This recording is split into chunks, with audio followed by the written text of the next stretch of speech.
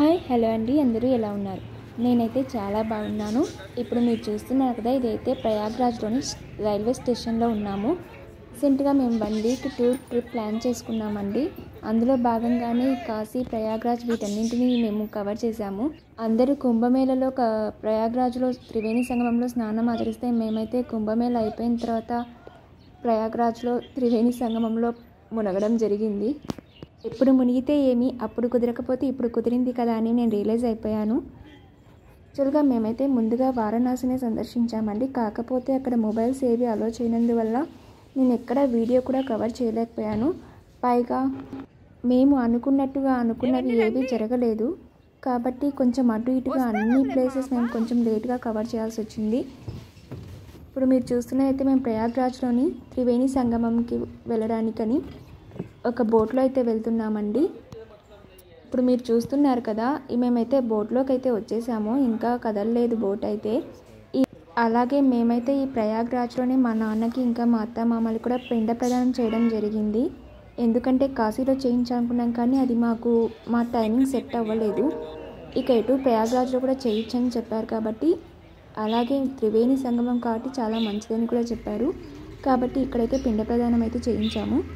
ఇప్పుడైతే బోట్ అయితే స్టార్ట్ అయిపోయిందండి. ఇప్పుడు ఈ బోట్ మీద వెళ్తుంది కదా, ఇదంతా యమునా రివర్.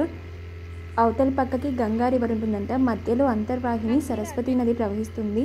మనకైతే సరస్వతి నది అయితే కనిపించదు. మీరు వీడియోలో చూస్తున్నట్టయితే పక్కన చిన్న చిన్న టెంట్లతో చిన్నవి వేసి పెట్టారు కదా, అవైతే మనము త్రివేణి సంగమంలో స్నానం చేసిన తర్వాత డ్రెస్సెస్ మార్చుకోవడానికి అయితే వేశారు. కానీ లోపలైతే కుంభమేళ ఎఫెక్ట్ ఏమో తెలియదు కానీ చాలా దరిద్రంగా ఉంది. అస్సలు కొంచెం కూడా నీట్ లేదు.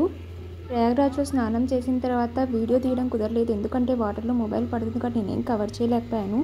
ప్రయాగ్రాజ్లో పిండప్రదానం అయిపోయిన తర్వాత మేమైతే ఇంకా బడా హనుమాన్ టెంపుల్, ఇంకా పక్కన ఒక చిన్న పెద్ద ఫోర్ట్ అయితే ఉంది, దాన్ని అయితే చూసుకున్నాము. ఆ తర్వాత వెంటనే మేమైతే ప్రయాగ్రాజ్లోని అతి శక్తివంతమైన అలోపి మాత టెంపుల్కి అయితే వెళ్ళామండి. ఈ అలోపి మాత టెంపుల్ అయితే ఒక శక్తిపీఠము. ఇతర శక్తిపీఠాల్లాగా ఈ ఆలయంలో విగ్రహమూర్తి ఉండదు. భక్తులు పూజించే అలోపి మాత అక్కడ ఉన్న ఒక చెక్క పెట్టె, అంటే విమానం ఖాళీ స్థలంగా ప్రార్థించుతారు. ఇది అలోపి అంటే అదృశ్యమవ్వడం అనే అర్థాన్ని సూచిస్తుంది. పురాణ కథ ప్రకారం దక్షిణ యజ్ఞశాలలో యోగాగ్నిలో పడి దగ్ధమైన సతీదేవి శరీరం వివిధ భాగాలుగా పడిపోయిన 51 శక్తిపీఠాలలో ఇది ఒకటిగా అని కొందరు నమ్ముతున్నారు. కొన్ని కథల ప్రకారం చివరి భాగం అంటే కూచిపు ఇక్కడే పడిందని నమ్మకం ఉంది. అదే కారణంగా దీన్ని అలోపి అంటే చివరి భాగం పడిన స్థలం అని కూడా అంటారు. ఇప్పుడైతే లోపలికైతే వెళ్తున్నాము, కానీ లోపల మూల విగ్రహాన్ని అయితే చూడ్డానికైతే లేదు. ఇక్కడ మనం సతీదేవి చిత్రాన్ని కూడా త్వరలో తీసినారు.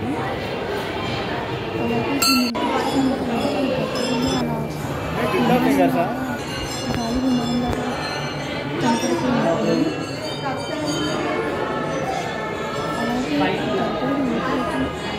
నవదుర్గలను ప్రతిష్ఠించారు.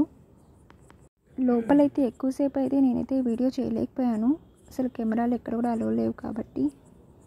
అలాగే ఇదంతా బయట ప్రాంగణంలో 3D పిక్చర్స్ లాగా క్రియేట్ చేశారు.